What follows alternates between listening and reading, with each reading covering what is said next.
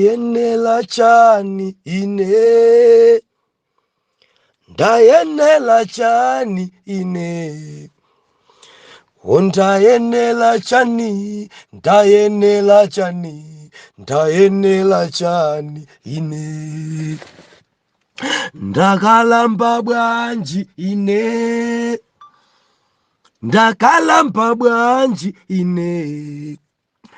Ndakalamba bwanji, ndakalamba bwanji, ndakalamba bwanji ine.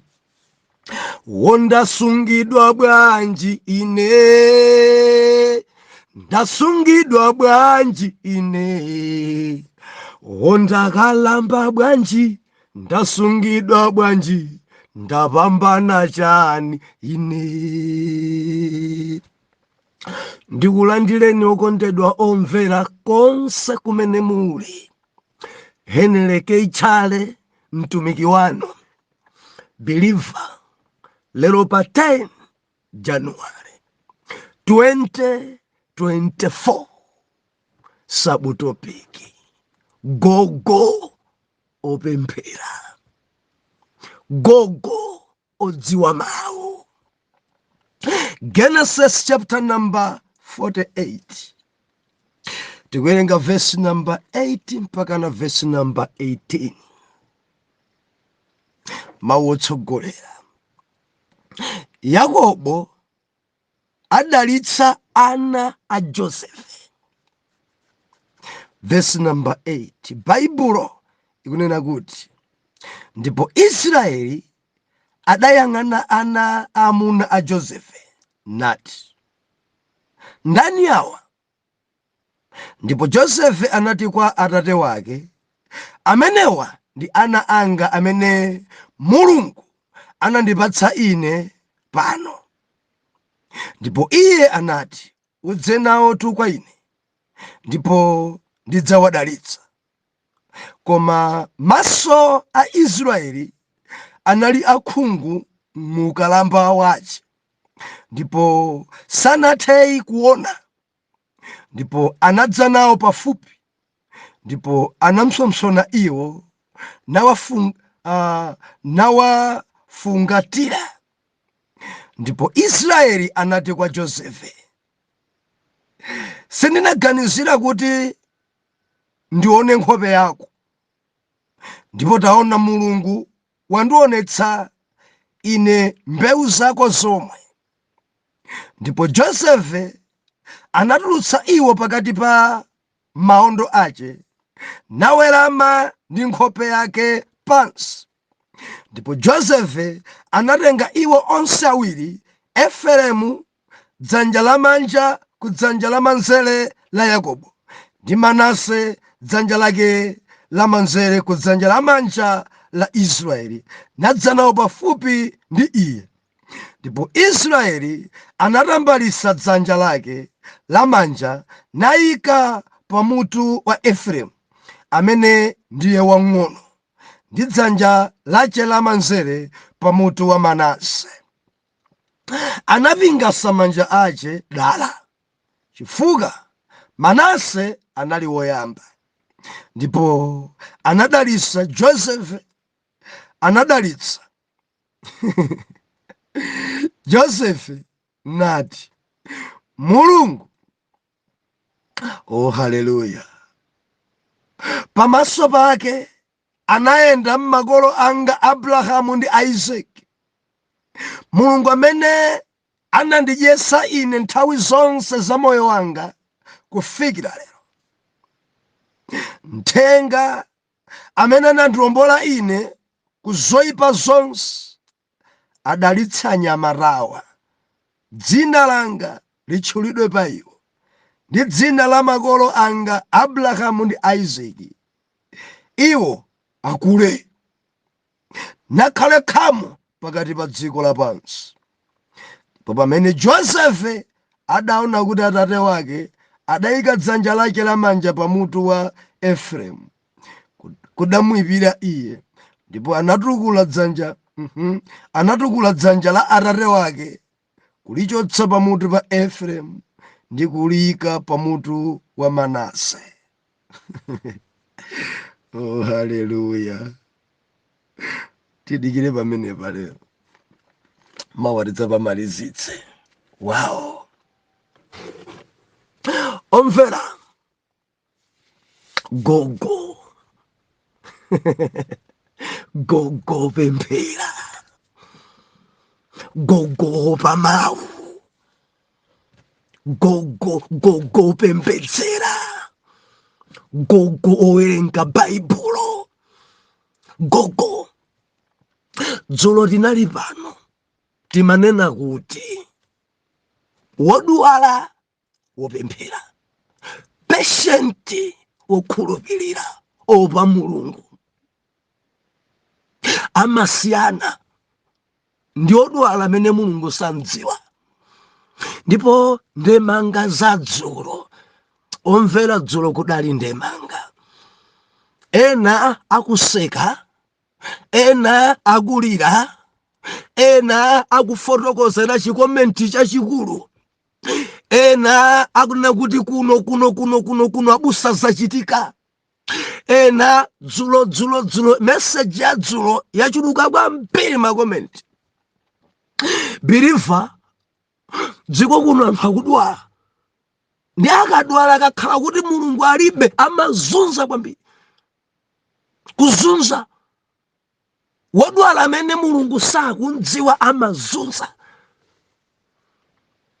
Ndife tinamona madala Yakobo. Wodwala koma opa Mulungu. Amadzilimbitsa. Amadzuka. Nakhala tsonga. Sanabule. Adali kukambirana ndi mwana wake Josefe. Nkumuuza kuti Josefe, ine Mulungu adandionetsa izi. Mulungu adanena kuti ana anu dziko la Kenani ndi lanu. Mulungu adanena kuti adzandibalisa, adzandichulukitsira, adzandidalitsa. Patient akucheza ndi mwana wake. Patient opa Mulungu. Koma akakhala usapemphera. Osabadwa matsopano patient. Mantha kuopa kufa. Kuopa kufa. Haleluya. Kunyoza anthu. Kunyoza abale. Kunyoza nzake opemphera nawo. Kufika kuchipatala kukuweruzaniso. Uthenga kuti ndadwala mwaumva liti. Akufunsa anthu adzamona. Mwaumva liti uthenga ndikudwala. Ndiye mukubwera lero. Mubwezerani kuno. Midwani kukoka bwanji. Ndileke ndekha musanifikire kuno ya. Wina sanifikire kuno ya. Ndiye kudabwa kuti pamene pache iye ali pa bedi akuti sanifikire. Afuna achite chani. Ndiye kumutuku kuli mabotolo a Fanta chani. Amene mukamuyandikira ndithu akugendani mfitu. Patient osopa Mulungu. Amavuta mtundu. Ali nchiparalaro. Kodi mudikirabe zimene zachizunguzi. Pompa champaka napano sindi kuchira ya. Adripa ayika, magazi ayika, obwera pano mapana dolo chani. Simangate kutuluka. Amatha kuauza magadiani. Simukuda mveko. Sinangali yense ya. Zachizunguzi. Zichipwetekatisi. Musamaganize matenda amene ni matenda masewera ya.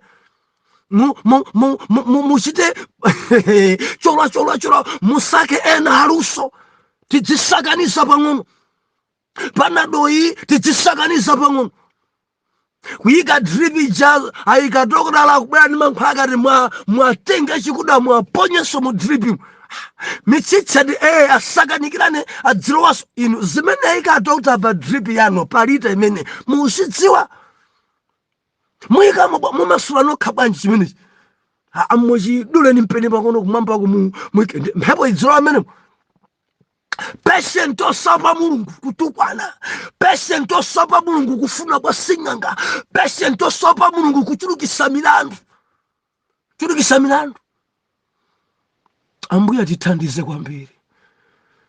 Akangobula timaona dzulo ife. Makomenti nabwera pamenepo.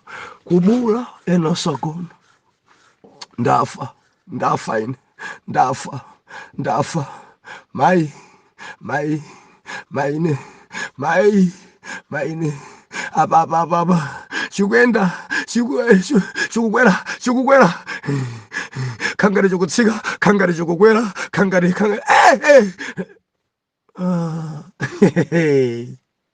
anthu akwera anthu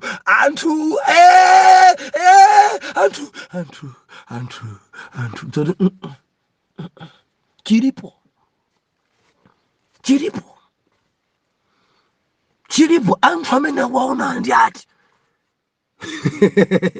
ndi amadzanena agogo ache amadzanena mbuya ake akuona m'maso mwake agogo dziko la gali agogo mayi ndikuona mayi afuna ndilandire munthu ana kuti mayi afuna ndilandire apita kumwamba amene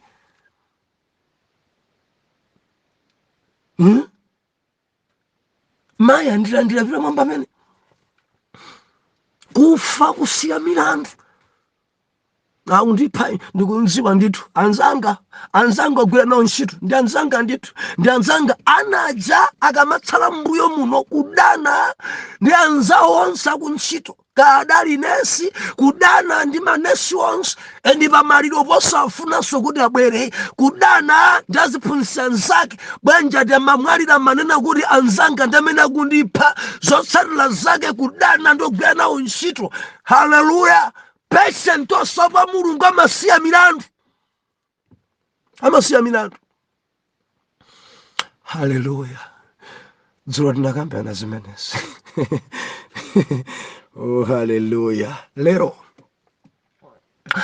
tikunena kuti gogo opemphera. Believer ndikamanena gogo opemphera ndekuti tilipo tia gogo lina tosadziwa mulungu, tia gogo lina tia firi, tia gogo lina makhuluku, tia gogo lina tozunza. Nkhalamba inde akalamba inde koma mavuto ankhalamba, mavuto a gogo mavuto. Muri bwanji no amene muri ndi adzukulu endi masiku athu ano pajatili nzaka zachi China agogo ngambiri ngati muri ndi chidzukulu ndinu gogo chifukwa mdzukulu yosanena inu bambo adzinena inu yokuti agogo ndipo adzukulu ena amene awakhala agogo amakuphatikizaninso kukutchwaniso na dadi. Oh, haleluya. Bambo ake dadi, agogo acho bereka bambo ake dadi. Kukaona kansinkuko masiku ano sidzikuvuta bwanja tandi ndi chidzukulu. Believe usanditsutse kumudzikuno makamaka kwathu kuno kukhoza udabwa kuti uyunso uyu ali mchidzukulu. Dzala wa China nkukudabwa akulu muri kale akamati munthu uyu ali ndi zidzukulu amachita kuoneka kuti oye uyu dengwa mkulu ali mdzukulu. Koma lero mundimvana mulungu wa 35 years nzibambolo nzimayi ali mzidzukulu. Kamwana kache kazaka 14 kabala kale dziko lalawa chimpwirikiri ana kubereka zaka 12 azaka 13 banja tabala. Sizijaso zoti 20 years ka 22 nzimayi abale masiku ano dzavura anthu afulumira ubala. Kale mzimayi kuti akwatidwa loye pabanja ndiye kuti zaka 20 chakuti. Lero anthu kukwatira na zaka 12 lero. Pabangula pano pandidabwisika mwana kena kakang'ono kwambiri ndi mwana wanga namba 2 iko nkamwana kenikeni ndakapisa sikali kamwana kenikeni ndezokhudza tapereka mimba kwa ntsikana ndipo makolo ache antenga ntsikana kuti ntenge ni mkazi wako. Mabanja amene ni mabanja ovuta kwambiri zinthu zokhudza kanyamata ako ndikaka kukawerengera zaka bwinobwino ndekuti sikadaduse pa 15 16 ndikanyamata ndikamwana kwambiri. Kanyamata wanga ngwa zaka around 22 koma ngwa mkulu koma kamene kunkaka ng'ono kwambiri kofanana ndi mwana wanga wanambala 4 sikadakwanitsa 18 koma kapereka mimba nedzanadzana ikadali pano ndakapasa moni muli bwanji kunyumba kuli bwanji atakuli bwino ndithu kuli bwino ali bwanji madamu ali pano pasana bale ya iwe ungalere nzako iwe. Haleluya. Masiku ano agogo ngambiri ndiunena kuti gogo pa Jehova, gogo pemphera, gogo werenga mawu, gogo pemphedzera, gogo amene ali ndi ubale ndi Jehova, gogo ameneyi amakhala omvetsa zinthu, gogo ameneyi amakhala okondana okonda adzukulu, gogo ameneyi amakhala olimbikitsa, gogo ameneyi amalimbikitsa ana ankonde Mulungu. Muli bwanji gogo nonse? Nkhalamba zonse muli bwa? Ndili ndifunso ine monga gogo wa mvula zakale mukwathandiza bwanji adzukulu? Monga gogo wakalekale mukuthandiza bwanji adzukulu? Ati phunzitse Yakobo gogo. Malemba unena kuti Josefe atapititsa ana ake awiri kukaona bambo ake akudwala, Manase ndi Efereimu. Baibulo kunena kuti adafika nawo kwa bambo ake. Malemba unena kuti bwana Yakobo nkuti atakalamba maso ake sakutha kuona patali, koma voice akutha kumvetsa kuna kuti iyi ndi voice ya Josefe, uyu akulankhulayi ndi Rubeni, uyu akunenayi ndi Isakara, uyu akunenayi ndi Yuda. Voice akwadziwa anawa koma maso sakuona kutali. Tsiku ili Josefe ali ndi anake, gogo akunena kuti kumwamba kulandira ulemu. Ndidalibe chilingaliro choti diso langa nkudza mwana wanga Josefe. Ndidalibe ganizo kuti maso anga nkudza kumana ndi Josefe. Before kulankhula mawu awa adamuza Josefe, Josefe dziwe chinthu ichi, ana ako amene wabala oyambirirawa ndi anga.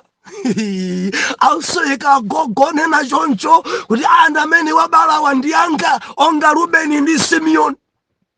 Amene udzabale mtsogolo amene ndi ako udzapasa mayina pa cholowa chawo, koma ana oyambirirawa ndi anga. Pamene nkanena mawu osadziwa ana alipompo, Baibulo kunena kuti Josefe adabwera nawo ana pa atate wake. Dadi, Manase ali pano, Efereimu ali pano, gogo chimwemwe chidadzadza. Ali kuti ananga kwakhumbarira, ali kuti ananga kusawera nawo, ali kuti adzukulu achina Efereimu, achina Manase ndi agogo wawo. Kaya kudali kumgonera pamendo, kaya kudali kwakhumbarira. Gogo pemphera, gogo pemphera. Tia gogo lina silimakondana ya, tia gogo lina oyo kugwira mwana sangagwire, kulela mwana sangalere. Achoka naye mwanako, apita naye kakangandide sikandinyira, pita naye ya andikodzera, sinifuna mikodzo, sinifuna kagogo kakukana kulera dzukulu. Agogo mumakonda dzukulu, ana anu. Agogo mumakonda dzukulu, ana mwana wanu wamkazi amamva mtendere tupita kwa agogo. Mudziwa dziko langa ladzadza ndi agogo nkhalamba zimfiri. Malamoti ana alangise mawu a Mulungu anaja kuphunzitsidwa ufiri. Tiagogora mbiri ntimene tili ndi makoleji a ufiri m'mitengo. Tiagogora mbiri ntimene tikuululidwa kuti gogo wakuti tinkauluka naye tidali ku Sosiperi. Tiagogora mbiri ntimene tikumangisa ana kutamba. Tiagogora mbiri ntimene tikulimbikisa zachikunja. Tiagogora mbiri ntimene tikupanga za ufirifiri zokhwima zodalira mankhwala. Yakobo akuti bwera nawo kunana. Bwana nogu igogo yamandidalitsa kwambiri. Opa Jehova gogo amasamalira dzukulu. Opa Jehova gogo amaphunzitsa dzukulu mawu a Mulungu. Opa Jehova gogo amaphunzitsa dzukulu kupemphera. Opa Jehova gogo amaphunzitsa dzukulu kuti azinkonda yawe. Azinkonda yawe. Chochitika ncha akwasira bwana uno. Tabwana uno anaja kubwera. Ndiye Joseph adantenga mwana wace woyamba Manase kumwika kudzanja lake lamanja dzanja lamanja la Yakobo. Ndikutenga Efereimu kumwika kumanzere.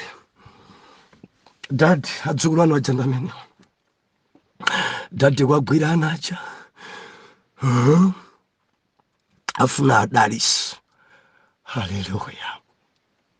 Gogo adzidalisa dzukulu. Zimene Mulungu adachita nanu lengezani kuti ziyendenso pa dzukulu. Pa dzukulu.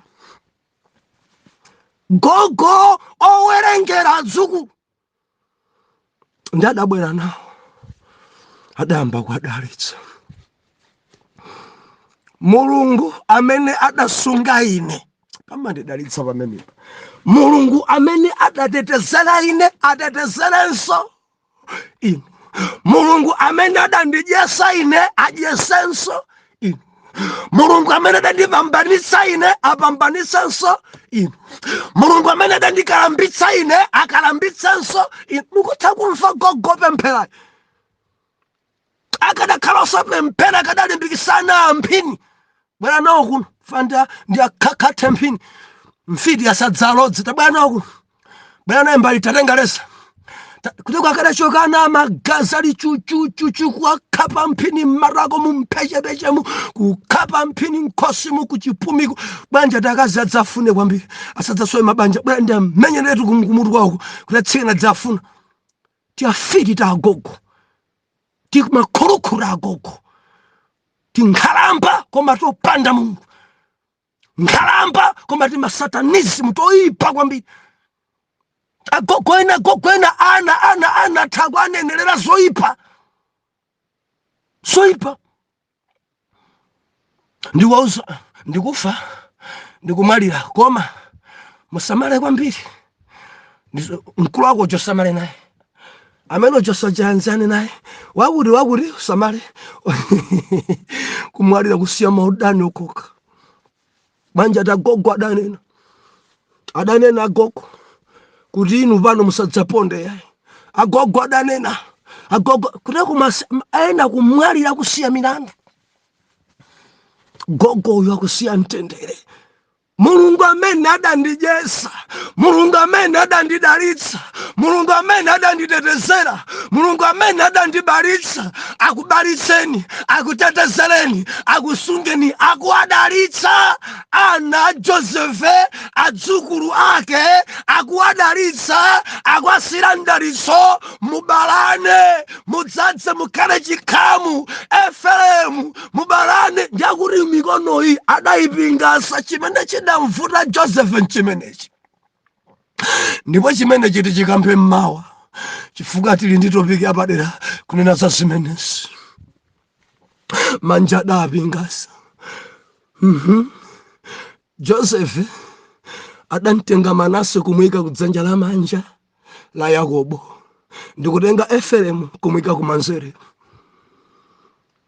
Ndiye Gogo manja aja adachita chopingasa. Kutenga dzanja lamanja adayika pa Efereimu. Kutenga dzanja lamanzere adayika pa Manase. Ndiye daliso chokulengezedwa ndikuganiza kuti anatseka maso. Ndiye alengeza apemphera. Ndiye mwina adatsegulako maso. Ndiye ndaliso ja utapita gawo lalitali. Ndiye Joseph kwake daddy no. Murenge dzanja lamanja muike pa wamkulu Manase. murenge ya manzere muike pa FM. No daddy no, akutada tukula dzanja la atate wake ndikwasinthanitsa Yakobo kuti ayi sudziwa chimene ndichita, adabwezeresanso kupingaso. Mundilondole mawa kumeneko kuli nkhani uko, kuli nkhani wayi manja adapingasa. Haleluya, amadziwa gogoyi, gogo amadziwa gogoyi. Pasina timakhoza kuyang'ana tokha mwina maonekedwe kuti uyu akuyenera kuchita motere, uyu akhale motere, koma Mulungu anadziwa zimene Yakobo anachita. Biliva ndimafuna ndikulimbikitse, nkutheka kuti uli ndi mwana wakonso abereka ana ake wakusowa thandizo lanu ngati gogo. Mwapempherere, mwafunire zabwino, mwadziwitse mawu a Mulungu. Athandizeni ana zikhala opemphera, athandizeni ana makhalidwe abwino. Ndi udindo wa gogo, ndi udindo wa gogo opemphera. Mudziwa gogo opemphera amanyadira gogo wake, amanyadira ukalamba wake. Tia gogo lina timene tili tia gogo royendayenda, tia gogo timene tili tia fiti, tia gogo rosadziwa mawu. Olokumpasa maona gogo muli banja makhoza kukutukwana.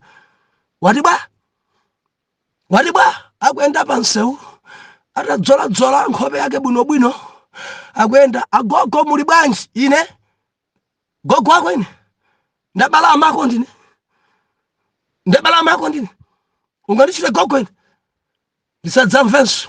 Udzaona zimene zidameta nkhanga mpala kamfiti kuti kudzina akuyikana, akufuna bwere kantsikana achite zautsikana. Gogo tina tikufa ndi anyamata. Chinzimayi chachikulu kuba chikugonana ndi ana. Gogo ngati inu kansukulu kanuka mpakana naye pa bedi, kagogo kosapemphera kopanda khalidwe. Mwana wanzanu saizi ya dzukulu wanu mpakana mukumvulira, mulibe manyazi, akumauzatu anzake ndi mwana uyu ndi mdzukulu wanu, mpakana zona mulibe manyazi. Maukwati ena amene akumangidwawa zikumadabwisa, kukayang'ana kamdzukulu kali pa gome ndi agogo wake. Ndimati ndinene azimayi akuluakulu zisungireni ulemu, agogo zisungireni ulemu. Ndimati ndilisekwerere zikunyasa dzina la Mulungu. Saizi yanuyi mukamayenze ndi mdzukulu wanu, mukamagonane ndi mdzukulu wanu, gogo sopa Jehova, gogo oipa mdzukulu wawo weniweni. Ana amwana wawo wamkazi abwera dzaona, bwera kuno tabwera undikande kunsana, tandikanda kunsana mpaka namvulireni mwana. Bwera usachite mantha, kesa ni gogo wake. Haleluya. Agogo kwa amuna palibe pano ya achokapo, usachite mantha ya bwera kuno. Atanyamata ndi mathamangisa makazi. Kagogo kosapemphera kamfiti kagogo kuononga tsogolola ana. Ambuya kulankhuleni tina nditi agogo razi bambo kuipa mtima gona ndi atsikana ang'ono adzukulu wawo pakana pa bedi ndi akazanu gogo ndi mdzukulu. Kagogo koipa kamfiti.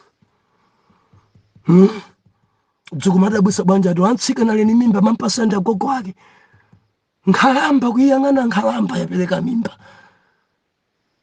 Eti ndikumadzichemera sota mamuna sakalamba yamwene, mamuna sakalamba.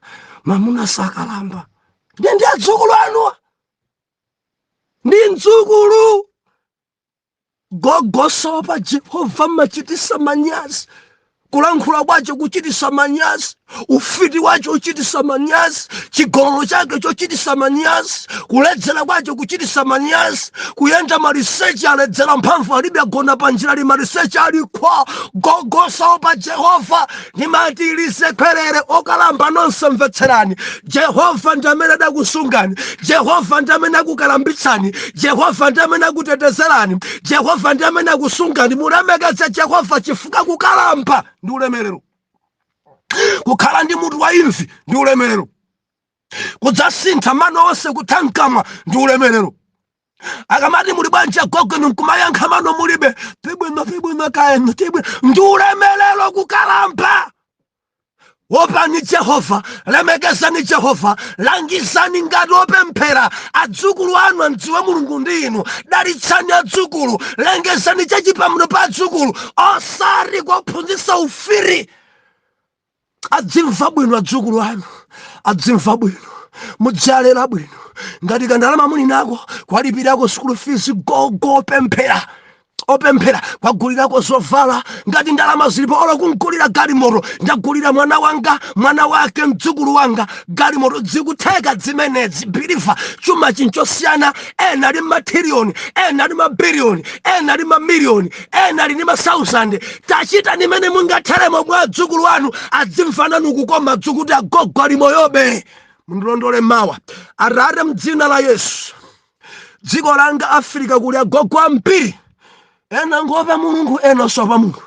Ndikupemphereni mzimu wa Gogo opemphera onga wa Jakobo upezeke mwa Gogo ochuluka, odalisa adzukulu, okonda adzukulu, olera adzukulu. Koma ti agogo tonse taufiti ambuye ndikupempha muti masule tilape ufiti, tiyasinga ngati agogo tokhulupirira mankhwala mdzina la Yesu. Out oyera mtima tiyankhe kuti amen and amen.